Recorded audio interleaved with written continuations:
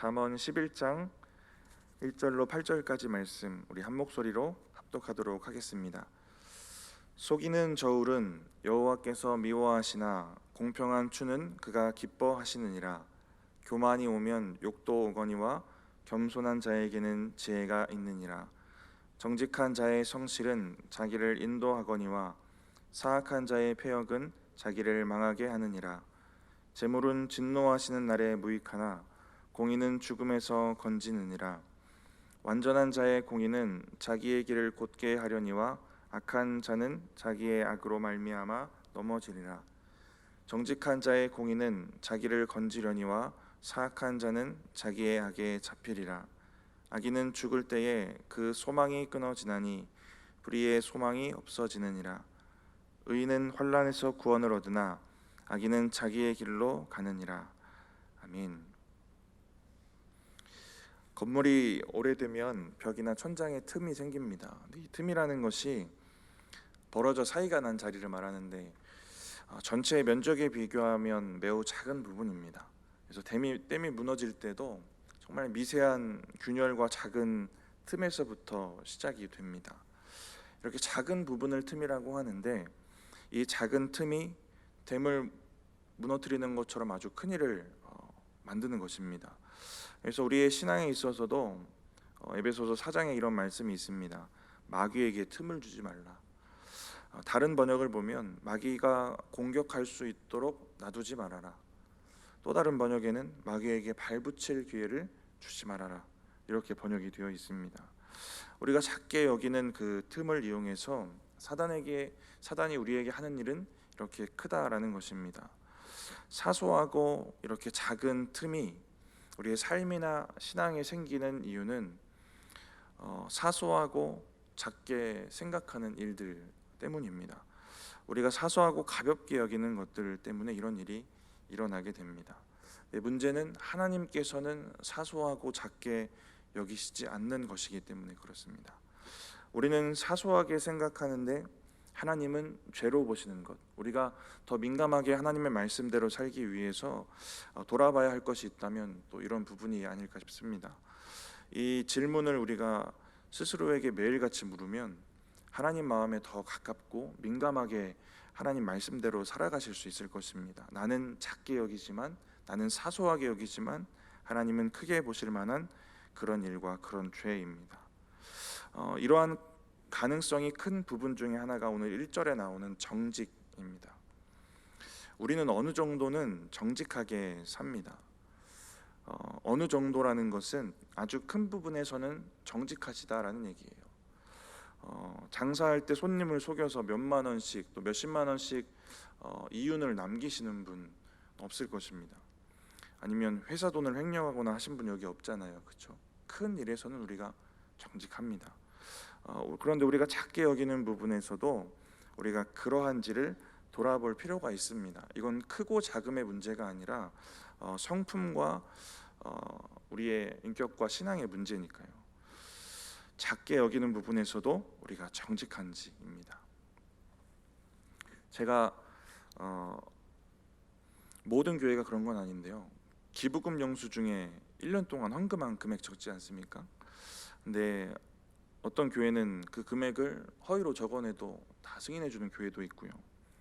교회에 출석하지도 않는 가족들의 또 영수증까지 떼어주는 교회도 있습니다. 근데 그러한 재정적인 시스템이 없어서 그런 교회도 있겠지만 그냥 그렇게 해주는 교회도 있어요. 근데 큰 문제 아니겠습니까? 근데 이 문제를 작다고 여기는 교회들이 있는 겁니다. 근데 그 교회에서 그걸 떼어가는 사람들이 다 예수 믿는 사람들, 집사님, 권사님, 장로님들 아니겠습니까? 근데 이게 작게 여겨지는 거예요. 이분들의 삶 속에서 살아갈 때는 아까 말씀드린 사기나 횡령 같은 일은 저지르지 않으실 거예요. 자기가 생각하는 큰 부분에서의 정직은 지켜갑니다. 그런데 스스로 생각하기에 작다고 여기는 부분에서는 넘어질 수 있는 것입니다. 아까 말씀드린 부분이 작은 부분이겠습니까? 큰 부분입니다. 그래서 저는 이 부분이 참 안타까웠는데 얼마나 돈을 돌려받을 수 있는지 모르겠지만 이 작은 돈 때문에 하나님께 드린 헌금 가지고 큰 죄 짓는 것 아니겠습니까? 이런 문제는 아니더라도요, 저와 여러분의 삶에 사소하고 작은 부분에 우리가 이렇게 쉽게 생각하고 넘어가는 정직의 문제가 있는지 없는지를 우리가 민감하게 돌아볼 필요가 있는 것입니다. 우리가 이렇게 철저하게 우리를 점검해야 되는 이유는 하나님께서 정직의 문제를 중요하게 보시기 때문입니다. 오늘 1절 말씀 같이 다시 읽어보겠습니다. 속이는 저울은 여호와께서 미워하시나 공평한 추는 그가 기뻐하시느니라. 수산시장에 가면 저울로 손님을 속이는 일들이 이제 빈번하게 일어난다고 합니다. 저도 몰랐는데 이제 유튜브에 이 영상이 뜨더라고요. 제가 클릭해서 봤는데 진짜 악한 일에 더 지혜로운 것 같아요. 사람이 진짜 수많은 방법이 있는데요. 가장 많이 쓰는 수법이 저울치기입니다. 수산시장에 가면 일단 저희는 물고기를 고릅니다. 광어가 드시고 싶은 광어를 고르실 것이고, 저는 농어를 좋아하는데 저는 농어를 고르겠죠. 한 6, 7kg 정도 되면은 여럿이서 같이 먹을 수 있지 않겠습니까? 그걸 담아서 바구니에 담으면 그거를 저울로 가져가서 이제 무게를 측정을 하는데, 바구니를 몰래 손으로 더 눌러서 무게가 더 나가게 하는 게 저울치기입니다. 그리고 애초에 바구니 무게를 속여서 파는 그런 방법도 있고요. 사람들에게는 바구니 한 400g, 500g밖에 안 돼요라고 말하고 1kg, 2kg가 되는 바구니를 쓰는 방법도 있는 것입니다. 이렇게 여러 가지 저울을 가지고 속여 파는 일들이 지금도 있는데요. 근데 구약 시대에 상인들도 비슷한 일을 했습니다. 상인들이 물건을 구입할 때나 팔 때나 그 저울, 추로 달아서 쓰는 저울을 사용했는데요. 그 추를 무게가 서로 다른 걸 쓰는 겁니다. 팔 때는 자기에게 이익하게 이익이 갈 수 있도록, 또 살 때도 자기에게 이익이 갈 수 있는 그 추를 사용하는 것입니다. 그래서 본문에 속이는 저울이라고 이야기하고 있는 것인데요. 이렇게 일상생활에서나 우리의 삶에서 우리가 정직하지 않은 삶을 살아갈 때에 그와 같은 것을 하나님께서 미워하신다라고 오늘 1절에 나오고 있습니다.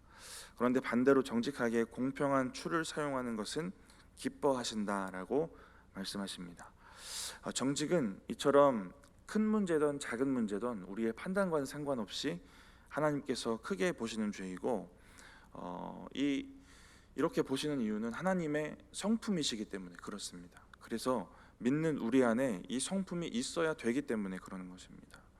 우리가 정직하게 행하는 방법은 보이는 이 저울이 아니라 하나님을 바라보고 하나님께 속해서 하나님의 성품이 우리 안에 있도록 하는 것입니다. 작고 사소한 부분에서도 우리를 바라보시는 우리 하나님을 바라보시면서 정직하게 그렇게 살아가시기를 축복합니다. 보이지 않는 하나님을 바라볼 줄 아는 그 믿음, 이 믿음이 있으면 우리에게 정직이라는 성품도 있겠지만 우리에게 겸손이라는 믿음도 생깁니다. 보이지 않는 하나님을 바라볼 수 있을 때. 2절은 겸손에 대해서 이야기를 하고 있는데요. 우리 2절 말씀 같이 읽어보겠습니다. 교만이 오면 욕도 오거니와 겸손한 자에게는 지혜가 있느니라. 교만이 오면 욕도 온다. 교만하면 치욕을 당한다, 이 얘기입니다. 치욕스러운 상황을 마주하게 되는 그 일이 생기실 때에 우리 안에 있는 교만을 돌아볼 수 있는 것입니다. 본문에 분명히 제시된 것은 이 오는 순서입니다. 치욕이 오기 전에 분명히 교만이 먼저 있어요. 본문에 오다라는 단어의 뜻을 보면 필연적으로 즉시 오는 것을 뜻합니다. 이렇게 교만의 필연적인 결과가 치욕입니다. 이 교만과 치욕에 오는 순서들이 있고요. 그런데 저는 2절을 묵상하다가 이런 묵상이 됐어요. 이 치욕이 우리가 그리스도인으로서 당하는 치욕이라서 더 큰 문제다라는 것입니다. 우리가 삶에서 교만하게 행하다 치욕을 당하게 될 상황이 생기면 사람들은 교만하게 행동하더니 저렇게 됐구나라고 얘기를 하겠죠. 그런데 거기에 한마디 더 덧붙이지 않겠습니까? 예수 믿는다고 하더니, 교회 다닌다고 하더니, 이런 말들이 덧붙여지지 않겠습니까? 우리의 삶이 교만하고 그래서 우리가 당하게 되는 그 치욕이 두려울 것이 아니라 우리의 교만 때문에 우리의 치욕을 함께 당하실 하나님이 치욕당하시는 것을 우리가 두려워해야 되지 않겠습니까? 이렇게 교만하여 또 치욕을 당하고 하나님도 욕먹게 하는 그런 삶이 되어지지 않도록 우리가 더욱 겸손하게 하나님의 말씀대로 살아나야 될 줄 믿습니다. 근데 이 겸손은 그냥 낮아지기만 한다고 겸손이 아니다라는 것을 아실 거예요. 나는 낮아지고 하나님을 높아져야 겸손입니다. 이 겸손의 기준에도 그래서 성경의 기준이 있는 거예요. 자기만 낮아지면 자기 비하만 하는 것입니다. 근데 이 성경에서 나오는 겸손의 의미는 인간이 본래의 자기의 자세나 그 위치를 깨닫게 되는 것을 의미합니다.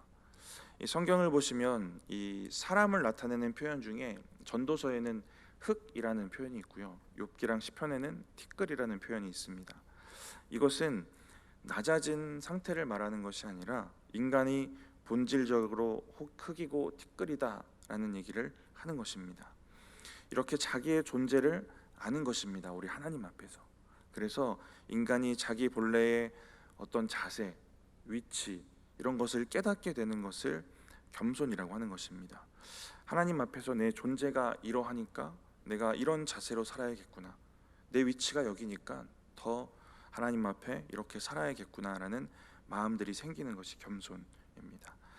이러한 의미에서의 겸손을 가진 사람은 본문의 말씀처럼 하나님의 지혜가 또 당연히 임하게 되는 것입니다. 우리 3절 말씀도 읽어보겠습니다. 정직한 자의 성실은 자기를 인도하거니와 사악한 자의 패역은 자기를 망하게 하느니라. 정직의 원어에 곧다라는 의미가 있어요. 근데 이거는 그저 곧은 것이 아니라 하나님의 공의에 걸맞는 곧음입니다. 하나님 앞에서 바르게 사는 것을 의미해요. 이러한 정직의 의미와 또 3절에 짝하고 있는 단어가 성실입니다. 우리의 성실함이 하나님 앞에서의 그 성실이어야 한다는 것입니다. 이 성실하고 부지런하는 것, 이건 좋은 덕목입니다. 세상에서도 말하는 좋은 덕목이에요. 그런데 믿는 우리는 어디에서 또 어떻게 왜 우리가 성실하게 사는지 돌아봐야 하는 것이고, 그 중심에 하나님의 공의와 성품이 있어야 한다라는 것입니다. 하나님 앞에서 정직함으로 성실하게 사는 사람은 그 성실이 자기의 길을 인도한다. 3절 말씀 후반부에 나오지 않습니까? 하나님이 나의 가는 길을 이끌어 가시고 또 인도해 주시기를 원하신다면 정직한 자의 성실함으로 살아가시면 되는 것입니다. 하나님의 공의에 합당한 사람으로 성실하게 살아가면 그 안에 늘 있는 것이 하나님의 그 친밀한 교제와 또 연합 아니겠습니까? 그렇게 하나님과 가까울 때에 우리의 가는 길을 인도함 받는 것 또한 당연한 일인 줄 믿습니다. 이러한 은혜가 저와 여러분에게 있기를 축복합니다. 이렇게 1절부터 3절은요, 우리가 가져야 되는 신앙의 덕목이고 또 이러한 덕목은 세상의 삶과 참 밀접하게 닿아 있는 부분들입니다. 정직과 겸손과 또 정직한 성실입니다. 그리고 그와 반대되는 삶에 대해서도 이야기하고 있어요. 속이는 저울도 나왔고요, 교만과 치욕도 나오고 사악한 자의 패역도 나옵니다. 이처럼 의인으로 살아가는 것과 악인으로 살아가는 것에 대한 삶에 대해서 이야기를 하고 있어요. 근데 이제 이어지는 4절부터 8절까지의 말씀도 동일한 비교를 통해서 이야기를 하는데, 이 부분에서는 특별히 의인과 악인의 결국에 대해서 이야기를 하고 있습니다. 의인은 구원과 소망이 그들의 결국이라면 악인은 죽음이 있고 소망이 없는 것이 그 결론이다라는 얘기를 하고 있습니다. 우리 4절부터 8절까지 좀 길지만 같이 한번 읽어보겠습니다. 재물은 진노하시는 날에 무익하나 공의는 죽음에서 건지느니라. 완전한 자의 공의는 자기의 길을 곧게 하려니와 악한 자는 자기의 악으로 말미암아 넘어지리라. 정직한 자의 공의는 자기를 건지려니와 사악한 자는 자기의 악에 잡히리라. 악인은 죽을 때에 그 소망이 끊어지나니 불의의 소망이 없어지느니라. 의인은 환난에서 구원을 얻으나 악인은 자기의 길로 가느니라. 4절에 돈이 아무리 많아야 진노의 날에는 쓸모없다, 이 얘기를 하시는 것이고요. 그런데 공의를 행하면 그렇게 의롭게 살면 죽음에서 건져진다라고 합니다. 그리고 6절을 한번 보시면요, 정직한 자의 공의가 자기를 건진다라고 또 동일하게 얘기를 합니다. 그런데 사악한 자는 6절에 자기의 악에 잡힌다라고 말씀하셨고요, 5절에는 악한 자는 자기의 악으로 말미암아 넘어진다라고 하였고요. 8절에는 악인은 자기의 길로 간다고 하였습니다.